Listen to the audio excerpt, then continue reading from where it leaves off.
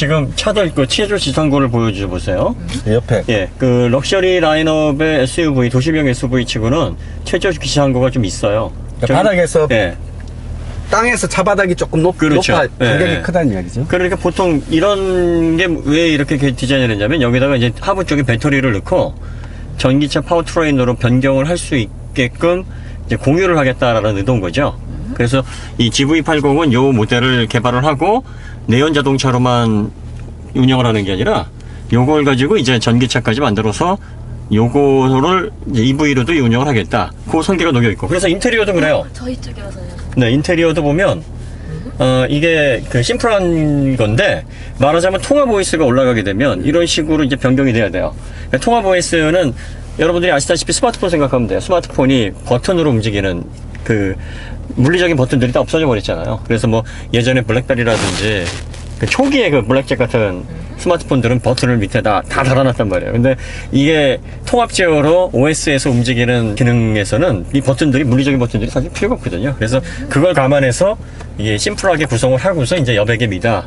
이렇게 해서 디자인 언어를 거기다 입혀놓은 건데, 그러니까 요 라인업을 가지고 전기차까지 이제 확대를 하겠다라고 해서 이제 전반적인 디자인도 그래요. 그러니까 시그니처도 지금 제네시스의 그 윙 로고 중간에 라이저 그릴 가운데 중심 잡고 날개 부분을 두 개로 그 쿼드 LED 램프로 나눠놨잖아요. 맞아요. 요게 이제 EV 시대에서도 시그니처가 될 것이다 이렇게 얘기를 해요.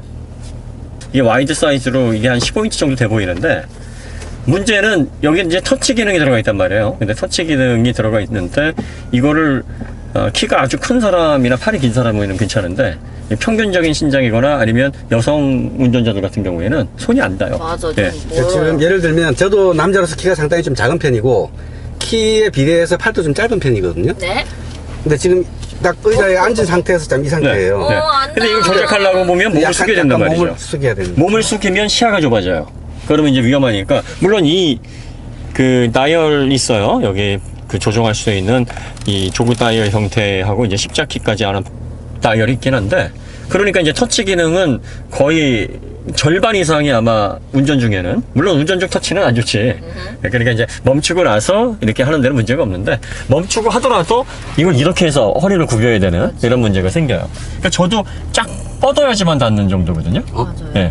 와, 대표님 정도도 지금 봐봐요. 지금 이제 운전석으로 맞춰 볼게요. 운전석으로 맞춰가지고 요 상태가 이제 치고. 운전하는 상태인데 여기에서 이렇게 딱 쭉 뻗어야 돼요. 쭉. 그러네요. 그러니까 일반적으로 여성 운전자들 같은 경우에는 운전하면서 거의 손을 못 댄다는 이거죠. 맞아요. 나는 아예 네. 안 닦겠다. 그러니까 지금 심플하게 구성을 하면서 대형 디스플레이를 와이드 형태로 넣기 위해서 이 자리를 골랐을 것 같은데 기본적으로 좀 더 앞쪽으로 배치를 했거나 이렇게 앞쪽으로 배치를 했거나 이 밑에 테슬라나 뭐 그 대형 디스플레이를 사용하는 그 모델들처럼 이 밑으로 들어가야 맞고 제가 그 주변에 아는 인맥을 총동원해서 이제 얻은 정보입니다. 알았어요? 네. 자, 현대는 앞으로 하이브리드 전략을 포기했어요. 그러니까 이제 유럽은 하이브리드 전략으로 가서 내연 자동차를 한 10년 정도 48V 마일드 하이브리드로 운영을 할 거고 그 다음에 토요타 같은 경우에도 2025년까지 하이브리드를 좀 더 확대를 하면서 EV를 서서히 이원할 것이라는 정책을 가지고 있는데 현대는 하이브리드를 건너뛰겠다라는 전략이에요. 그러니까 기존의 1세대 하이브리드로 최대한 버티고 그리고 중간 가교를 하는 2세대 하이브리드는 운영을 하지 않고 바로 EV로 가겠다. 그리고 제네시스 같은 경우에는 현재 플랫폼, 내연 자동차 플랫폼과 전기차 플랫폼을 공유를 합니다. 그리고 스포츠 라인업, 그러니까 스포츠카도 개발을 하고 있어요. 스포츠카 2종을 개발하는 걸로 알고 있는데 첫 번째는 고성능 스포츠카, 두 번째는 좀 대중적인 스포츠카, 그리고 SUV 2종, 그 다음에 아이오닉 같은 멀티퍼포스 형태의 해치백 스타일의 전기차, 이런 식으로 해서 총 현재 계획되어 있는 게 5종으로 제가 알고 있어요. 그러니까 제네시스 라인까지 하면 총 6종이겠죠? 그 중에서 고성능 스포츠카는 리막 오토모빌리의 800V 수갑 시스템을 그대로 씁니다. 그러니까 현대에서 개발하는 건 아니에요. 그 다음에 대중차 라인업은 400V 현대에서 개발한 그 코나 니로 EV의 그 파워트레인이 들어갑니다. 그리고 대중차 라인업이든 스포츠카든 그거는 완벽하게 전기차에 맞는 플랫폼이에요. 그러니까 기존의 네온 자동차랑 공유하는 플랫폼이 아니라 그냥 전기차를 위해서 전용 1부터 플랫폼이란 100까지 말이죠. 개발된 전용입니다. 그러니까 네온 자동차랑 공유되는 플랫폼은 없어요. 그래서 운영을 할 거고 제네시스 라인업은 네온차와 공유를 할 겁니다. 그래서 지금 제네시스 GV80에 보시면은 이 차고가 좀 높잖아요. 저 높은 이유가 이 배터리가 뒤에 들어갔을 때, 밑에 들어갔을 때, 이 최저 지상고에서 최대한 배터리를 보호할 수 있도록 아마 아주 표가 나지 않은 정도로 해가지고 지금 설계를 한 것 같아요. 자, 이거는 현대 오피셜한 정보가 아니고요. 네. 제가 이제 주변에 인맥들 통정동원해서 알아낸 조합한 정보이기 때문에 뭐 거의 업계에서는 신빙성이 있는 얘기라고 하는데 아마 그렇게 보시면 될 거예요. 그리고 현대가 이제 올해까지는 그 전용 플랫폼을 공개를 안 할 거고 2021년도에 아마 공개를 할 거예요. 2020년도에. 네. 그리고 지금 리막에서 800V 시스템으로 수소차 개발하고 있고 스포츠카를 하나 개발하고 있는데 스포츠카의 등급은 아마 박스터 정도 되지 않을까 싶어요. 딱 그 정도 되는 등급의 스포츠카를 개발을 하고 그거보다 살짝 좀 낮지만 또 고성능 펀드라이빙 카를 또 전기차로 개발을 하고 그 다음에 현재 코나 니로 같은 경우에는 싹 다 이제 변경이 되는데 이게 왜 변경이 되냐면 코나나 니로는 현대가 어느 정도 기술적인 완성도를 높여놨다고 하는데 이게 뭐가 문제냐면 현대가 지금 코나나 니로 EV에 모터 동력을 한 200마력, 204마력 정도 쓰잖아요. 그쵸. 그런데 이거를 400마력으로 높이게 되면 레인지가 200km 안쪽으로 뚝 떨어져 버려요. 그러니까 지금 승합을 하던 성능을 높이던 이 레인지가 급격하게 줄어드는 문제가 내연 자동차에서 해결할 수 없는 문제예요, 지금. 전기차에서. 네, 전기차에서는. 네. 그러니까 내연 자동차 업체들이 그렇죠. 내연 그렇죠. 자동차 업체들이 전기차를 만들었을 때 그 문제를 해결을 못 해요.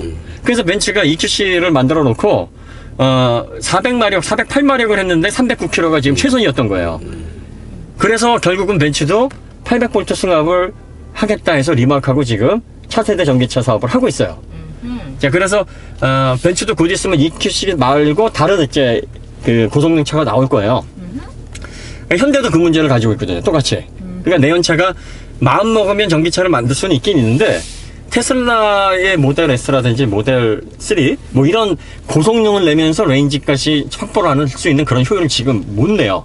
그래서 이제 그 기술을 리막 오토모빌리에서 협업으로 받아다가 하고 있고 이걸 400V의 대중차 라인업에도 이관을 하겠다. 이 정책을 가지고 있는 거죠. 그래서 어찌됐든 간에 전기차가 500km 이상은 레인지를 확보를 해야 되기 때문에 포르쉐 타이칸도 중간에 포기를 한 이유가 그거예요. 그러니까 기존의 919 하이브리드를 가지고 있었음에도 이거 포기를 해야 되겠다는 게 그 성능을 내는데 300km 이상의 레인지가 안 나오는 거예요. 그래서 결국은 리막으로 간 거죠. 그런데 이제 리막을 쓰더라도 문제는 이게 특허라는 게 걸려 있으니까 이 기술을 뻔히 알고 있어도 이 상태로는 그 기술을 라이센싱을 하지 않고서는 쓸 수가 없는 이런 상황이 벌어지는 거죠. 그게 정확히 특허가 20년이죠. 네. 토요타가 최근에 특허 공개를 한 게 거의 핵심 기술이 특허 기한을 넘겼어요. 그러니까 넘기기 직전에 어차피 이거는 기술 공개를 해야 되는 거니까 우리가 언론에서 이렇게 얘기를 한 다음에 좀 칭찬이라도 받자. 그리고 나서 아직까지 권리가 남아있는 특허는 기술 이전료를 받고 그거는 비용을 받되 공개된 특허는 그냥 우리가 선심 쓰는 걸로 하자. 그래서 조건부로 하겠다고 한 거고 일론 머스크 같은 경우에는 아직 시간이 많이 남아있는데 권리가 많이 남아있는데도 불구하고 그냥 해버려 한 거예요. 그 차이입니다. 네. 그리고 요것도 이제 재밌는 건데 리막 오토모빌리 같은 경우에는 이제 800V 승합 시스템을 이제 사용을 해서 고성능 스포츠 전기차를 만든단 말이에요. 그런데 문제는 800V는 이제 몇 번 해보면 내연 자동차도 안단 말이에요. 이 시스템을. 그럼 시간이 어느 정도 지나서 특허가 이제 풀리게 되면 우리가 자체적으로 만들지 이게 돼버려요. 그렇기 때문에 현재 토요타나 리막 오토모빌리가 초고성능차 영역을 개척하기 위해서 이제 1000V대의 승합 기술을 지금 연구를 하고 있다 그래요. 근데 이 1000V가 뭐가 문제냐면은 이렇게 무리하게 승합을 해버리면 배터리의 열화, 배터리의 성능 저하, 리사이클링 이게 굉장히 문제라는 거죠.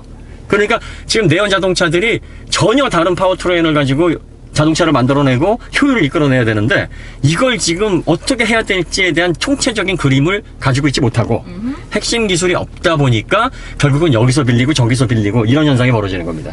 어쨌든 현대의 전략은 그래요. 이거는 아마 현대 측에서는 뭐 얘기하면 우리는 뭐 모른다 뭐 이렇게 얘기할지도 몰라요. 그러니까 이제 오토 기어 그 구독자님들만 각독자님들만 이제 그렇구나 하고 우리끼리만 알고 있자고요. 네.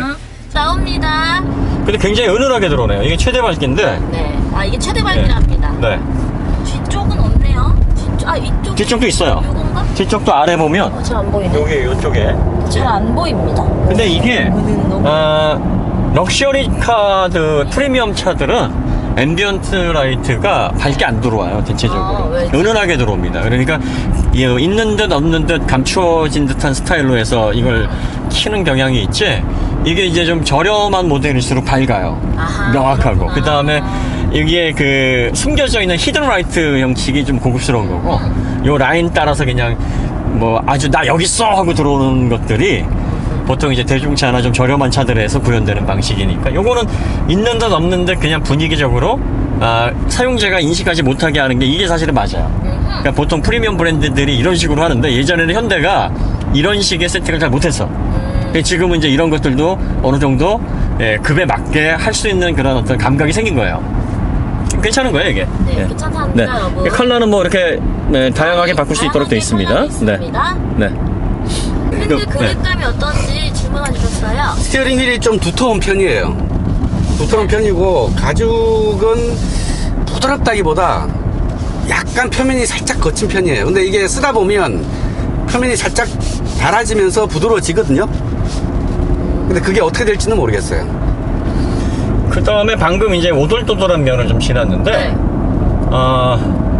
이게 휠의 영향이 좀 큰 것 같아요. 그죠? 그러니까 휠 네. 때문에 좀 거칠어요. 네. 반응이. 그래서 지금 22인치라서 더 지금 펠리세이드보다 약간 좀 단단한 느낌이 드는 이유가 이게 하체 세팅이 그렇게 단단하게 돼 있다라는 거는 이게 동등하게 휠을 사이즈를 20인치나 19인치로 맞춰가지고 한번 봐야 될 것 같아요. 아마 휠이 커서 지금 그 승차감이라든지 정숙성에 비해서 하부 소음이 많이 올라오거든요. 오돌도돌한 면을 칠할 때 되게 거칠게 툭툭툭툭 하고 뱉어요. 그러니까 지금 현재 22인치 휠은 보세요. 지금 툭툭툭툭툭툭 하고 쳐요. 근데 이거는 휠 때문에 그런 것 같아요. 휠 사이즈가 오버스펙이에요 지금. 너무 커서. 네, 지금 아무리 SUV라 그래도 22인치를 여기다 이렇게 집어넣게 되면 승차감 자체가 단단해지고 그리고 또 거칠어집니다. 네. 그런데 이제 22인치를 넣을 수 있는 어떤 그런 자신감을 그렇죠. 보였다라는 건 네. 그만큼 이제 하체 이 부분에 단단하게 조여놓을 때 조여놓고 아하. 뭐 이렇게 강조하는 어떤 그런 부분에 있어서 충분히 좀 심혈을 기울였다 이런 자신감의 표현일 수도 있어요. 그래서 이 차를 출고하실 때는 20인치나 좀 가족들 어린아이들 태우시려면 19인치나 뭐 이렇게 해서 조합을 하시는 게 괜찮을 것 같아요. 맞습니다. 22인치가 돼버리니까 럭셔리카의 어떤 기본적인 안락함이나 정숙함, 부드러움 이런 것들이 많이 상쇄가 됩니다. 2열 승차가 물어보셨는데 2열도 단단합니다. 엄청 단단한 느낌이 나요. 그렇습니다. 좀 약간 편한 느낌은 아니에요. 녹색 등이 들어왔죠? 네. 다시 잡으라네. 네.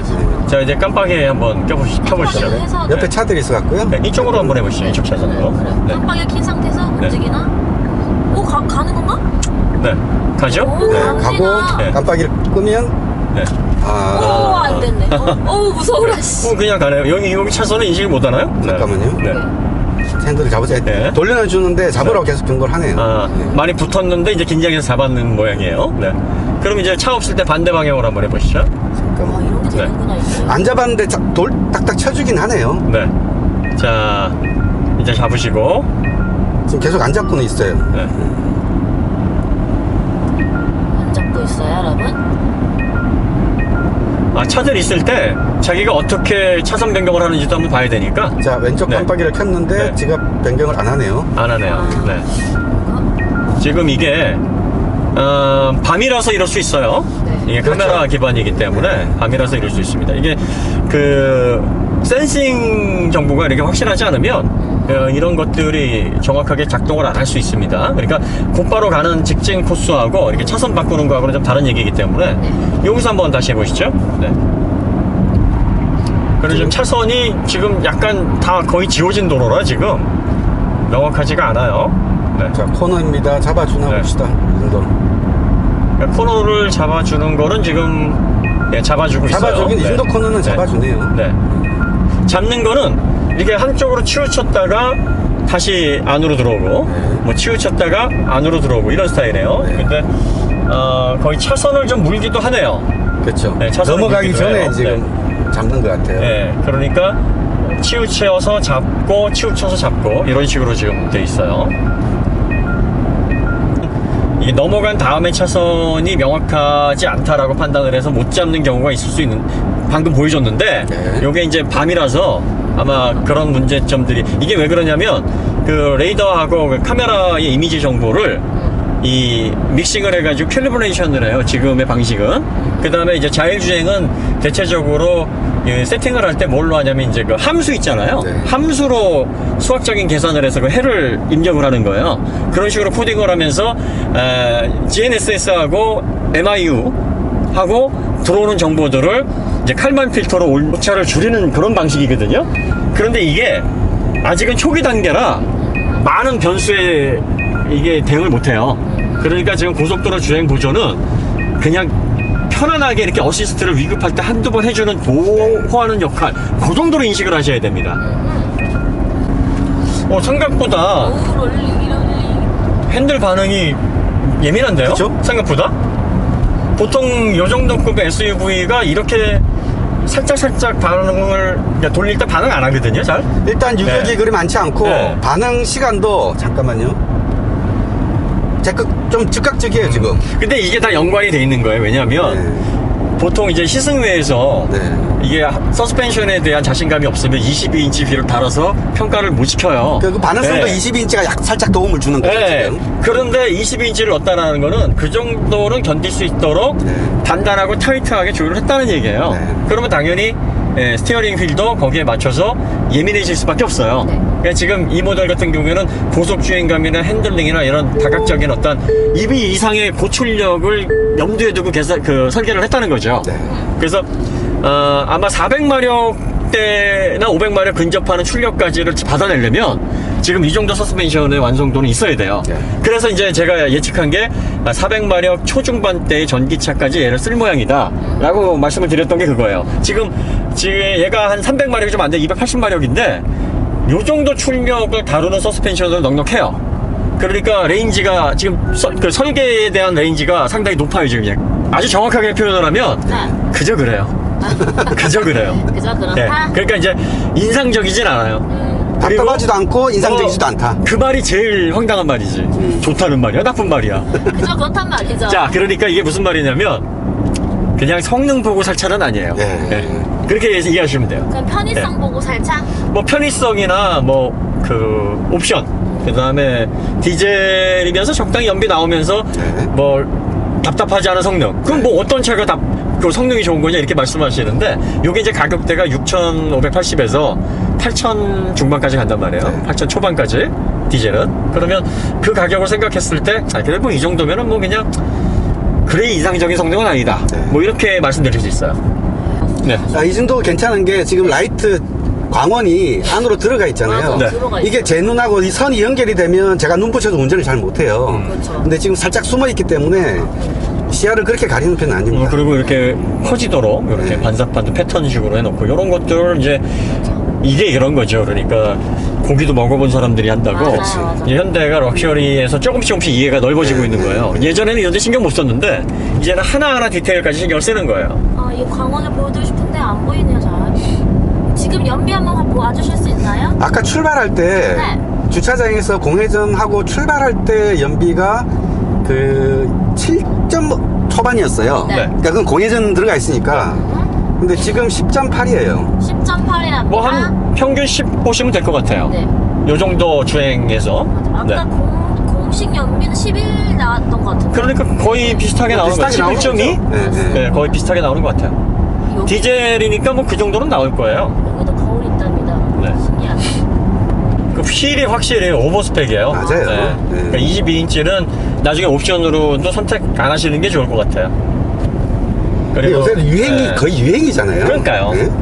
근데 20인치도 요즘은 그래서 작다라고 생각하시는 분들이 많아요. 근데 22인치 휠 타이어 나중에 교환하실 때도 많이 들거든요. 눈물 나는 거죠. 이제. 이 모델 같은 경우에는 이제 예전에 그 현대차가 그 옵션 장단질 같은 거 많이 했잖아요. 네. 상반되는 전혀 상관없는 걸 묶어가지고 네. 판매하는 걸 가리켜서 이제 우리가 옵션 장단질이라고 얘기를 했는데 네. 지금 얘 같은 경우에는 이제 인디비주얼 할 수 있게 하겠다. 네. 그러니까 마이 포르쉐라든지 아니면 뭐 BMW, 벤츠가 인디비주얼 하듯이 주문해서 내 차의 옵션을 꾸밀 수 있도록 해주겠다 해서 6,570만 원 깡통인데 이제 웬만한 그 기본적인 그렇죠. 안전 사양은 들어가 예, 있고 예, 예. 거기에다 이제 붙이는 거예요. 네. 자기가. 그래서 8,200, 8,300까지 이제 가격이 올라가도록 구성을 해놨다 그래요. 그래서 깡통에서 이렇게 옵션을 맞출 수 있어서 내가 필요한 옵션이 뭔지를 구성해서 살 수 있는 그런 형태다. 네. 이렇게 이제 이야기를 하고 있습니다. 지금 요 코너 한번 잡아보겠습니다.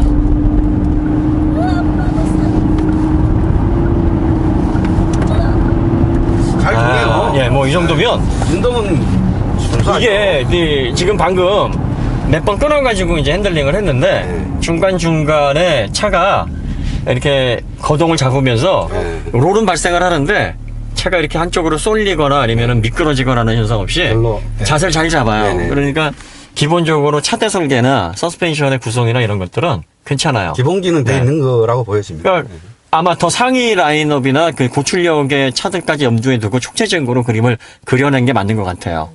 그래서 뭐 달릴 차는 아니에요. 솔직히 뭐 재미도 없고 그다음에 엔진 리스판스도 되게 지긋합니다. 그리고 변속 반응도 그게 빠르게 설정이 돼 있진 않아요. 그래서 이걸 가지고서 뭐 와인딩을 하면은 뭐 잘 달리긴 하는데 별 재미는 없다 이런 느낌이긴 한데 불안하거나 그런 느낌은 없네요. 네.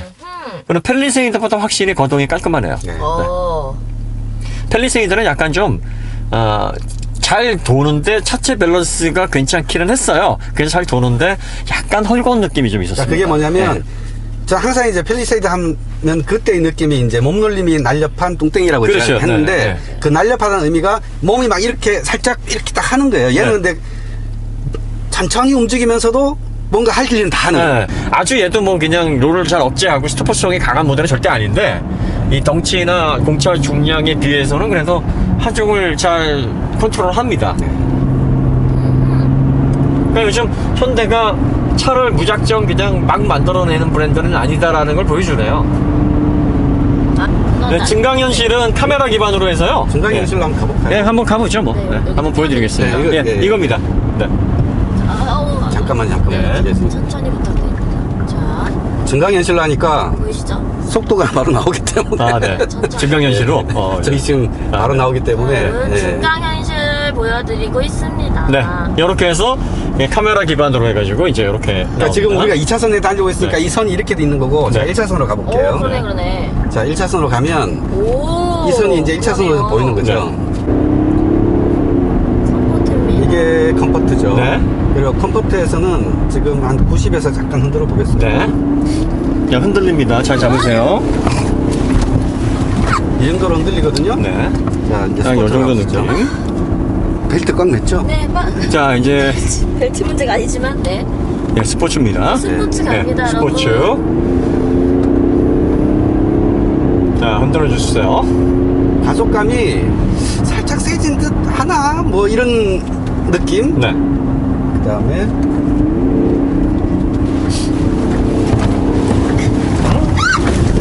조금 더 단단해지는 것 같아요. 근데 이게 생각보다 크진 않네요, 모드별. 이게 모드가 네. 확 구분되진 않아요 지금. 그러니까 지금 스포츠 모드하고 컴포트 모드가 엔진 리스판스도 그렇고 지금 거동 잡는 부분도 있고 그렇고 아주 극적이진 않아요. 그러니까 예민한 분들은 느끼시겠고 네. 그 다음에 예민하지 않은 분들은 컴포트에다 놓고 뭐 이렇게 달리더라도 차 잘 나가네. 네. 뭐 스포츠에다 놓고서 뭐 차 편하네 뭐 이렇게 혼돈할 수도 있을 것 같아요. 그럴 수 있을 것 같아요. 네. 그러니까 지금 이게 그 프리미엄 SUV가 네.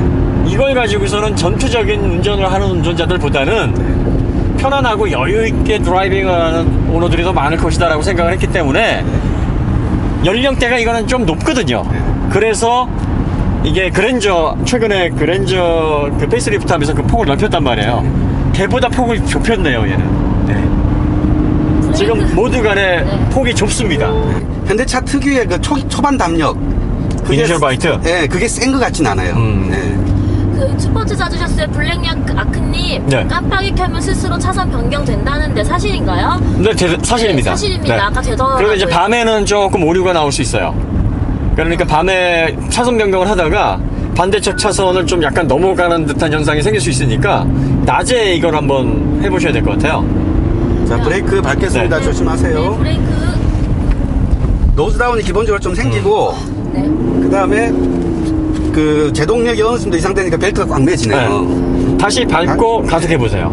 자, 보시면 자 제동을 넣으면 예, 차가 급격하게 노즈 다운이 생기면서 가속해 보세요. 예, 노즈업 현상이 네. 생기면서 기본적으로 편안한 서스펜션이라는 얘기예요. 그렇죠. 예. 네.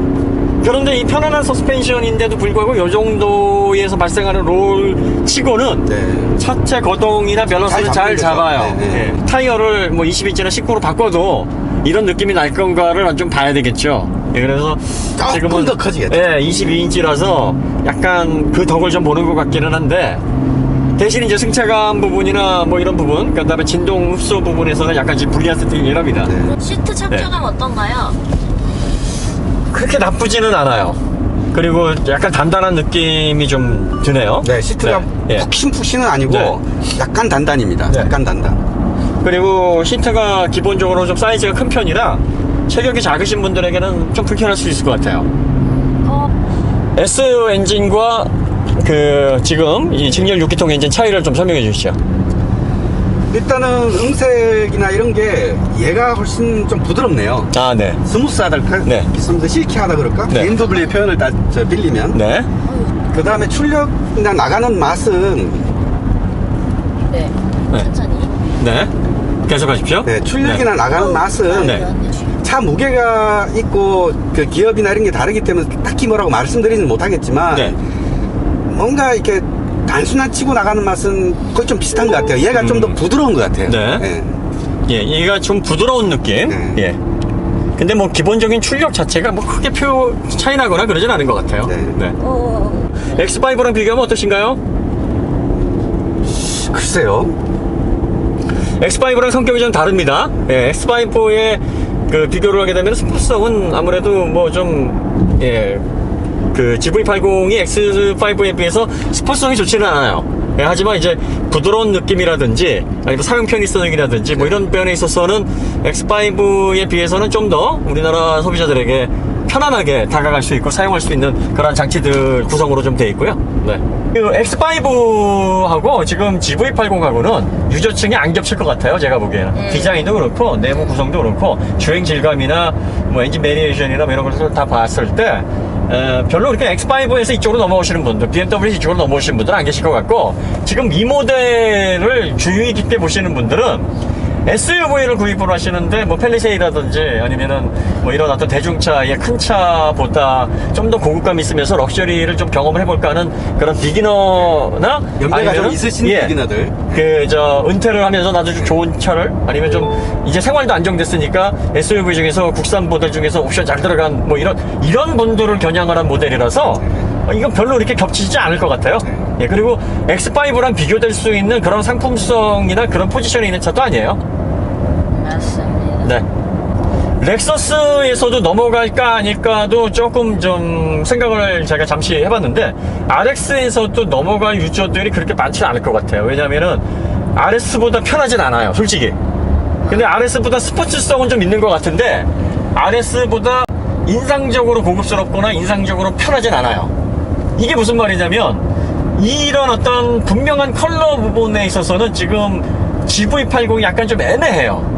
그러니까 다 담아낸 거죠. 여기서 조금씩 다 담아낸 건데 현대차에 그래 뭐든지 다 담아보겠어, 여기 한 대로 다 해결하겠어 하는 정신이 정점을 찍는 모델?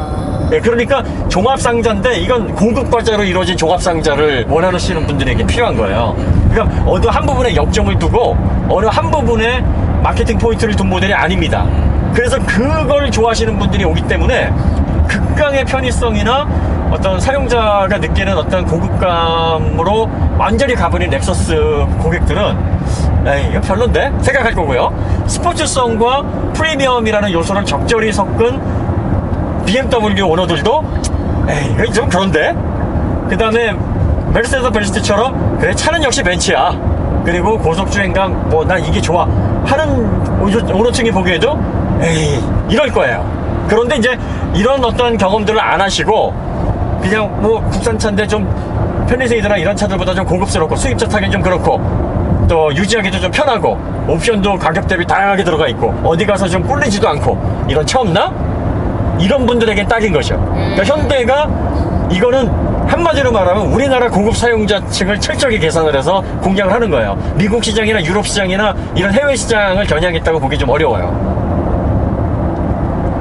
그 다음에 이제 프리미엄이라는 분야로 들어가게 되면 이게 장기 보유를 또 생각을 하셔야 돼요. 장기 보유를 했을 때 그 부품에 대한 부담, 또 메인터넌스, 또 유지 이런 것들을 생각을 하면 보통 이제 수입차들, 중고차들, 오래된 차들 뭐 좀 그 가격 많이 떨어져서 얼씨구나고 구입하게 되면 수리비 폭탄받는다 그러잖아요.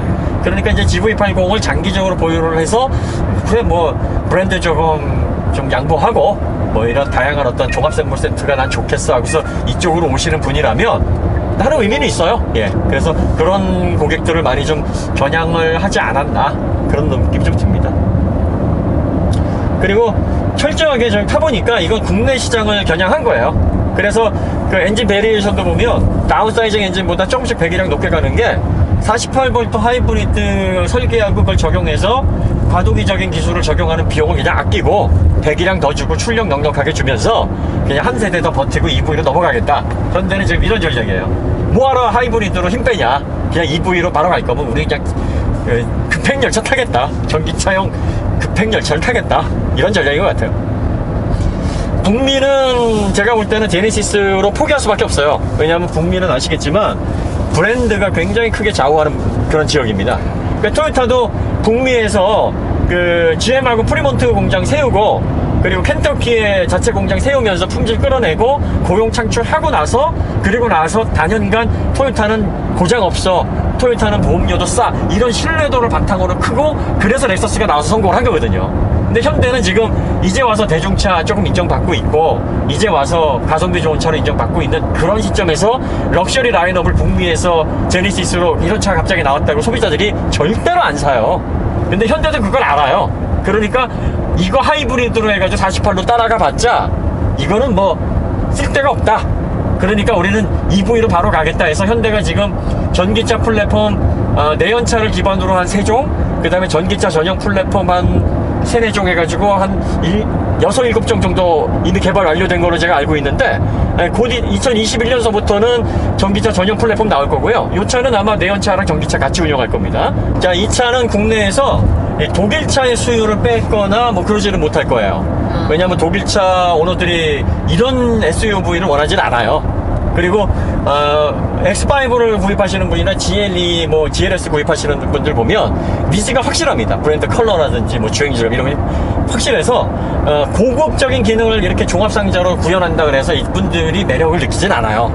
그런데 이제 이해가 가져올 수 있는 거는 신규 럭셔리 SUV로 이제 들어오는 고객들이고, 그리고 자동차를 좀 안락하면서 유지에 대한 부담감, 수입차 고급차들은 유지가 부담스러울 것이다 라고 생각하는 그런 오너들에게 그래도 국산차인데, 그래도 제네시스인데 하는 안심감을 줘요. 그리고 지금 미국 브랜드들이 SUV가 지금 엄청나게 품질이 올라와서 국내 시장에서 이제 내연 자동차 끝물에 뭐 국내든 뭐 미국이든 어디든 뭐 지금 쓸어 담고 있거든요. 그래서 그런 차들과 경쟁을 하려면 지금 이런 정도의 품질을 올려놔야 되는 건 맞아요. 그러니까 이 제네시스 GV80은 우리나라의 럭셔리 SUV 시장에서 소비자들에게 뭔가 현대차의 그 럭셔리 라인업을 짙게 만들게 하기 위해서 기획된 모델이고 철저하게 국내 취향입니다. 그렇게 보시면 돼요.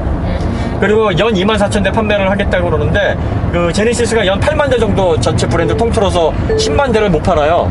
그게 거의 국내에서 90% 정도가 판매가 되는 거예요.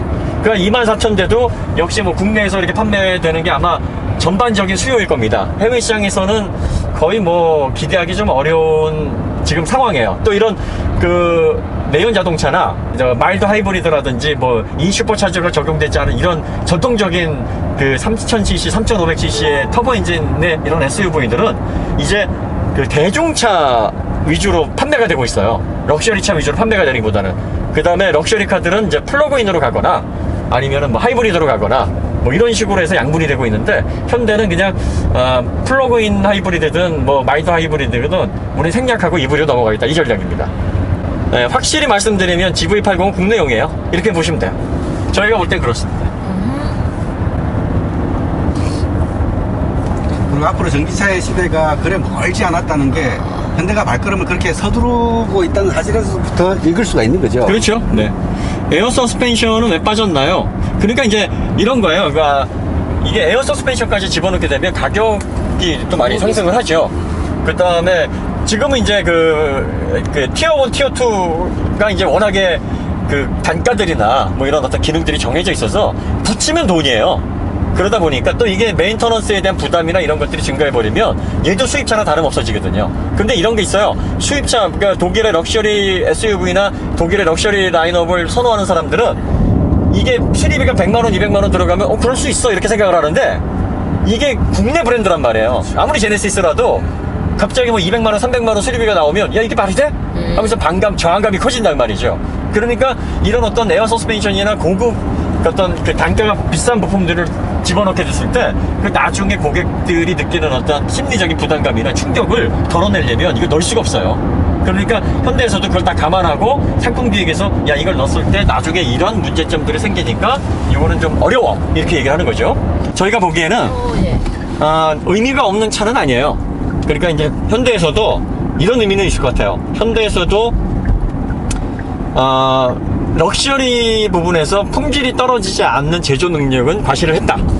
그러니까 이게 전기차가 되든 뭐가 됐든 간에 앞으로 다양한 풀의 고객들에 대응할 수 있을 만큼의 기획력, 그리고 럭셔리인데 좀 이게 무슨 럭셔리야 하는 거 없이 그냥 전반적으로 조금씩 다 갖춰져 있고 웬만하면 괜찮아요. 뭐 여기까지 신경 썼네 이런 느낌을 줍니다 지금.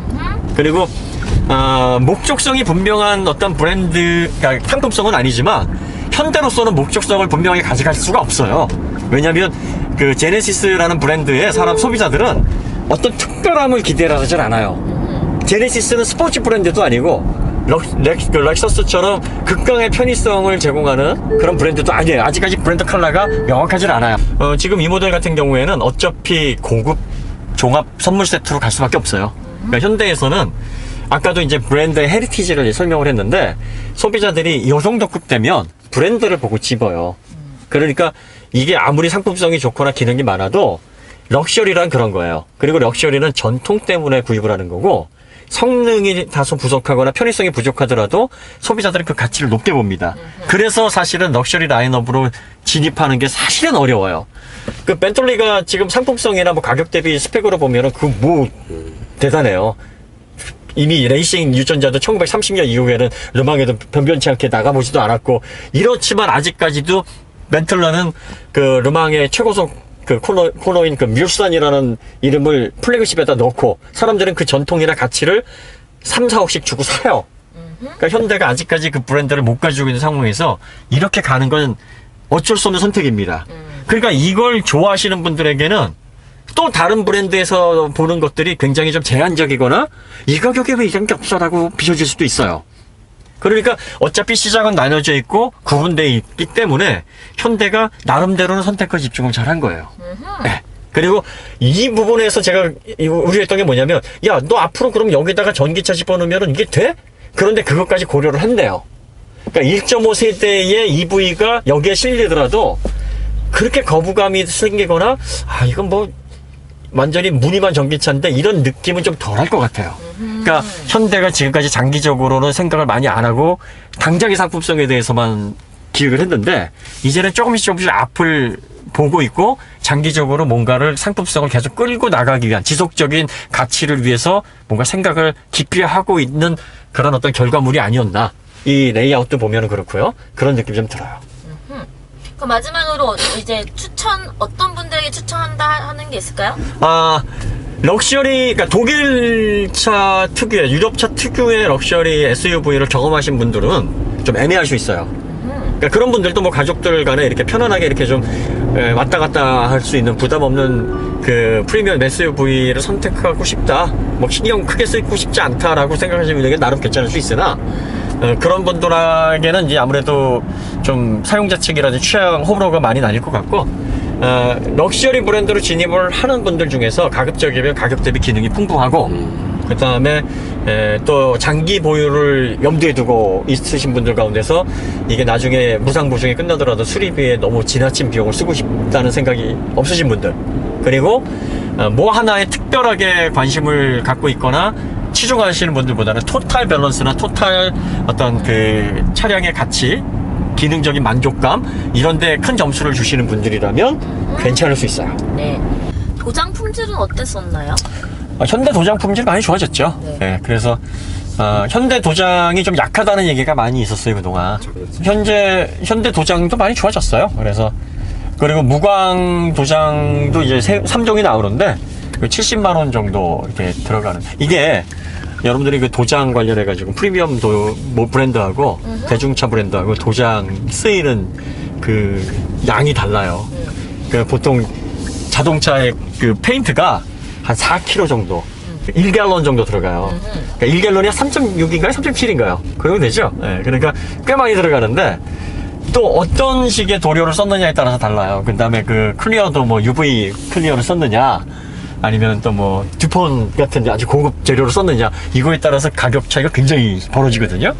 그래서 지금 고급차 같은 경우에는 정확하게 어떤 도료를 썼는가가 사실 중요하고, 얼마나 더 두껍게 칠해졌는가, 뭐 이런 게 또 뭐 도장 여러 겹 들어가는, 레이어가 여러 겹 들어가는 건 뭐 다 아시고 계시는데, 그래서 이제 무광 같은 경우에는 이게 클리어층이 들어가지 않기 때문에 작은 기포나 흠집 같은 것도 표가 많이 나요. 그래서 수율이 좀 많이 떨어지는데 70만 원 내면 이제 무광 얻을 수 있다 그러네요. 그러니까 이렇게 해서 다양하게 선택할 수 있도록 한 거, 이런 것들은 되게 좋은 구성이라고 보여집니다. 네. 70만 원의 무광이면 저렴한 거예요. 아, 진짜. 저렴한 거예요? 네, 저렴한 거예요. 무광으로 해서 공정도 복잡하고 도료 자체도 비싸요. 근데 무광 예쁘더라고요. 저도 아까 네, 보니까. 또 차도 크잖아요. 어. 네, 그래서 예전에는 왜 그런 얘기 있었잖아요. 그 레이싱에서 무게 초과하니까 메르스벤츠에서 그쵸. 네, 그 도장 다 까낸 거지. 까내고 나서 한 2kg인가 줄였다 그러잖아요. 실버 에러. 네, 그래서 실버 에러 그게 생긴 거예요. 네. 냉냉냉. 근데 기어봉이 어디? 기어봉 여기 있습니다. 아, 요거군요. 이거 이제 제기어 스타일로. 제기어에서는 딱 그 시동을 키면 이렇게 돌면서 올라오잖아요. 근데 요건 그렇진 않아요. 그래서 이제 여기를 놓고 이렇게 손을 보통 여기다 놓고 하니까 손에 딱 맞아요. 네. 리얼 우드인가요? 물어보시는데요. 잠깐만요. 아, 우드 필름인 것 같네요. 네. 요즘은 필름인 필름도 것 여러분? 그 우드 재질로 해서 가공을 하기 때문에 이게 리얼 필름인지 뭐 나무인지 잘 구분도 안 가고, 여기도 있어요. 또 대리석 필름 같은 경우에도 실제로 대리석 성분이 또 들어가요. 그래가지고 요즘은 가공하더라도 실제 나무나 뭐 대리석하고 이렇게 크게 질감 차이는 안 나는데, 나무는 아닌 것 같아요. 한번 열어봐 주실래요? 네. 자, 선루프 여기 열리고 있습니다. 선루프가 2개예요. 네. 2개라고 표현해야 되나? 네. 여기 하나. 오, 열렸어. 열지 마세요. 여기랑 요 뒤쪽으로 하나 더 이렇게 있어요. 이런 식으로. 네. 이렇게 닫힐 그렇게 때도 됩니다. 양옆으로 이렇게 닫힙니다. 네, 저- 뺐습니다. 핸들링을 흔들어 볼 테니까. 네. 네, 여러분 흔듭니다. 자, 롤 앞뒤로 차가 테스트. 없으니까 네. 잠깐만요. 아, 롤 실으니까 어허. 얘가 바로 롤이 많긴 해요. 네, 그러니까 네. 본능이 나오네요. 네. 아유, 이렇게 되면 괜찮아요? 괜찮습니다. 자, 이렇게 되면 19, 20을 달아도 네. 기본적으로 코너링에서 아주 빠릿빠릿한 차는 아니에요. 지금 이거 해보니까 그러니까 동작이 없는 네. 단단한 차는 아니에요. 그리고 아까 단단하게 느껴진 건 휠 영향이 커요. 휠의 네. 노면 진동이 전해오는 네. 그 영향을 있는 거죠. 네. 요러면 바로 본색이 나와요. 그 많은 분들이 네. X5랑 비교하면 어떠냐고 물어봐 주시거든요. X5랑 비교를 하면 이렇게 보시면 될 것 같아요. 얘는 X5보다는 렉서스에 좀 더 가까운데, 아, 그렇죠. 렉서스 RX에 좀 더 가까운데, 렉서스보다는 약간 스포티한 느낌이 나요. 맞아요. 약간. 네. 그런데 전반적으로 렉서스보다는 뭐랄까요, 고급감에 있어서는 RX보다는, 이건 뭐 개인 케바케인데, 예. 전반적인 그 이미지는 얘가 RX보다는 고급감이 약간 좀 떨어지지 않나. 그런데 스포츠성은 약간 얘가- RS보다는 얘가- 좋은 네, 정도. 얘가 더 뛰어난. 네네네. 네. 그런 정도예요. 네. 여기 이제 가로등 끝나니까 네. 끝나는 어, 시점에서 한 번 더 해보자. 하죠. 네. 상향등 네. 스티커. 차가 네. 저 멀리 있으니까 앞차 보내고. 네. 하나. 네, 여기서 이제 확실히 보이겠네요. 네, 잠깐만. 자. 앞차가 사라지면 켜겠습니다. 와, 근데 박내 라이트가. 오, 네. 많이 보이네. 이 정도면 뭐 충분하겠네요. 그러네요. 좋습니다, 여러분. 네. 꺼도 되겠죠? 네. 아, 오디오는 어떤지 궁금하다고. 아, 그건 하시네요. 저희가 듣고서 말씀드릴게요. 네, 네. 저번에 네. 한번 했다가 또. 그 오디오 그거 키면 그 저작권 때문에 네. 걸리더라고요. 날아가 버려요. 네. 네. 오, 상향등 시인성 지린다 이러시네요. 근데 아, 그래요? 상향성은 네. 잘 보이네요. 자, 보입니다. 네, 오토기어 3인방이 이제 신차 발표회 와가지고 네, 그냥 바로 발표 듣고 차 타고 저희 단독으로 움직였거든요. 맞습니다. 예, 그 약간 좀 늦었는데 네. 짧은 시간에 너무 정신없이 말씀드린 게 아닌가 싶습니다. 결론을 내려보면 그래도 현대자동차가 짧은 역사에서 럭셔리라는 분야에 제네시스를 런칭을 하고 또 이만큼의 품질을 얹어서 그래도 렉서스나 BMW, 메르세데스 벤츠에서 구현되는 기능들을 여기서도 다 맛깔나게 구현될 수 있을 정도로 그다음에 가죽 재질, 칠레 품질 이런 것들도 다 구현했다는 거 뭐 좀 기준을 낮춰서 보면 야 우리도 이런 걸 했어? 뭐 이런 느낌이고 그렇죠. 또 앞으로 뭐 언제까지 패스트 팔로우 할 건데 시장을 좀 선점해야지. 그럼 언제까지 이런 거 했다고 뿌듯해 할 거야. 이런 거 말고 세상을 좀 놀라게 하면서 전통과 헤리티지를 뛰어넘을 수 있는 테크놀로지나 또 깜짝 놀랄 수 있는 퍼포먼스나 이벤트를 통해서 좀 세계 자동차 시장을 리딩을 해봐라 하는 측면에서 보면 뭐 세계적으로 팔릴 만한 그런 어떤 규격은 아닌데 굳이 뭐 이런 것들을 이렇게 요란하게 두 가지로 평가를 할 수가 있을 거예요. 그러니까 여러분들이 어느 쪽에 해당하든지 이건 틀린 게 아니에요. 견해가 다를 뿐입니다. 네. 그래서 저희가 두 가지 감정이 교차하는 그런 시승이었습니다. 현대가 그래도 여기까지. 그리고 야 이거 말고 다른 전략이 있겠지? 지금 이거에 올인할 상황은 아닌데 하고 있겠지? 근데 제 정보에 의하면 하고 있긴 합니다. 그런데 지금 또 토요타가 그 우분시티라 그래가지고 스마트 시티라는 아예 그냥 도시 전체를 아예 IT와 커넥티드 오토 모빌리티 그 다음에 로보틱스까지 다 합쳐가지고 구현하겠다. 이걸 들고 나왔단 말이에요. 그러니까 지금 혁신이라는 건 우리 라이프 스타일을 바꾼다는 건데 이렇게 급변하는 세상에서 현대가 얼마나 장기적인 안목을 가지고 전략을 가지고 있는가 그거에 대해서 정말 관심을 가지고 저희가 계속 지켜보겠습니다. 네. 그리고 저희가 간혹 가다가 엄하게 하는 건 주말 가편이라고 이해를 해주세요. 현대에 대한 애정이 있으니까 정말 우리나라에서 테슬라 이상 가는 기업이 좀 나왔으면 좋겠어요. 네. 맞습니다. 그리고 또 신생업체 중에서 리막 오토모빌리 그 전도 유망한 그 리마츠라 그래요. 그 크로아티아에서는 리막이라고 안 하고 마테 리마츠와 같은 엄청난 벤처 사업가들이 나와서 포르쉐가 우리 좀 줄래? 뭐 이런 기업들이 좀 나왔으면 좋겠어요. 하여튼 뭐 즐거운 시간이었고요. 네. 예, 오늘 편안하게 주무십시오. 저희 차 네. 반납하고 네. 들어가도록 예, 하겠습니다. GV80 수배되는 대로 또 자세한 시승기 보내드리도록 하겠습니다. 너무 감사드립니다. 네, 고맙습니다. 감사합니다. 네. 함께해주셔서 감사드려요. 네. 안녕. 감사합니다.